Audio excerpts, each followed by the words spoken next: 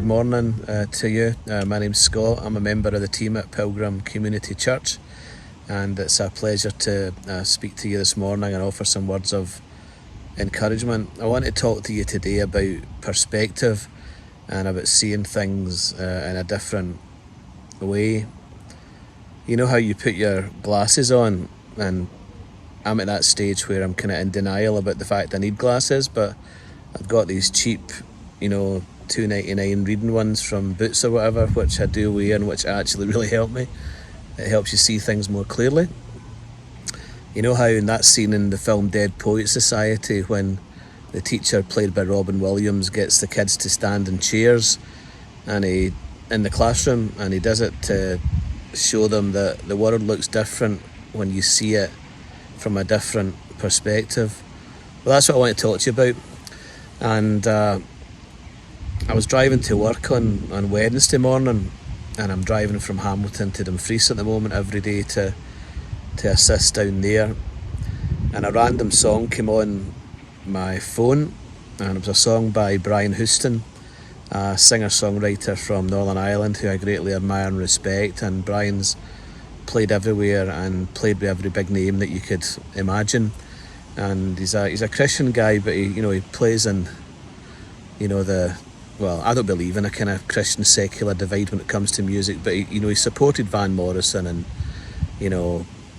played in the same stage. He writes songs and not just worship or Christian songs. A song of his called When You See Bones came on, and it's a song about when you get a bit broken and a bit down in life and a bit troubled, and about how God sees the situation. And here's the line I want you to remember. The chorus starts with, "When you see bones, I see an army. When you see bones, I see an army."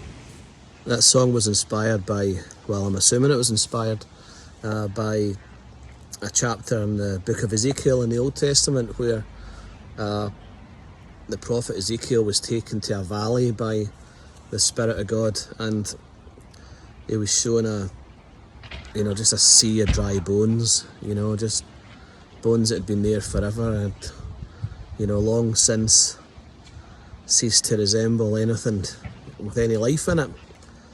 Just utter devastation. And God said to Ezekiel, "What do you see there?" And Ezekiel said, "Hey man, I just see bones.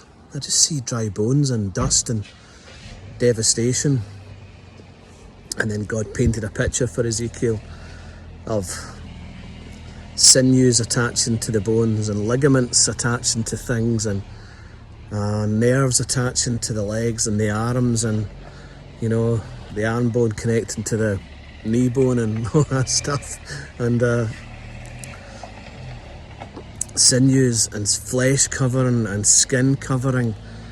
And then before Ezekiel knew it, he was looking at an army, and he was looking at an army ready to march. And what God was saying to Ezekiel way back then, and it's a story that comes down the generations to us, is that when we see bones, God sees an army. He sees it all differently because his perspective is different. He's seen the whole story. He sits out of time, so he's seen the whole story of your life beginning to end. And he's saying to you right now, see, when you see bones and lifelessness and death and devastation, I'm seeing an army ready to be on the move and on the march to success. And that's what it's like for us, isn't it? That we're really limited by the time and space that we are in. And if you're like me, it's awfully easy to get caught up in worry and anxiety about the day that I'm in and the next day to come, and the bills I've got to pay and the illnesses I'm trying to avoid and all of this.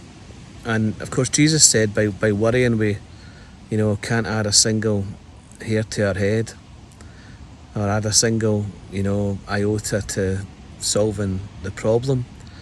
And how many things have you worried about that have actually came true? Precious little. And it's usually unexpected things that come to our lives that we haven't spent ages being anxious about. But for us to get perspective, it's almost like putting on the glasses. It's almost like standing on top of the chair. It's like trying to see things the way that God sees them. When I was listening to that Brian Houston song, travelling to work, I had this thought for the first time ever in my life, I think. Although I think I've probably believed this before, but I'd never quite thought about it in this way. And the thought was, I wonder if the whole of life is supposed to be a journey about getting from where we are to getting to where we see things as God sees them. And I wish I could see things as he sees them. I wish I could see through the bones to the army. And it's the eyes of faith that see that, isn't it? It's the eyes of faith that can see things that are unseen.